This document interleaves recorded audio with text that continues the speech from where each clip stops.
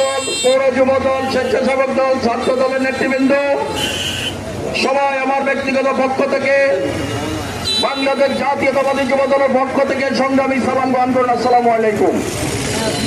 প্রিয় উপস্থিতি, কথা বেশি বলবো না, কথা একটাই, স্বৈরাচারের পতন হয়েছে। ইতিহাস সাক্ষী, বাংলাদেশে যে স্বৈরাচারের পতন হয়েছে, সে স্বৈরাচার বাংলাদেশের মাটিতে ফিরে আসতে পারে নাই।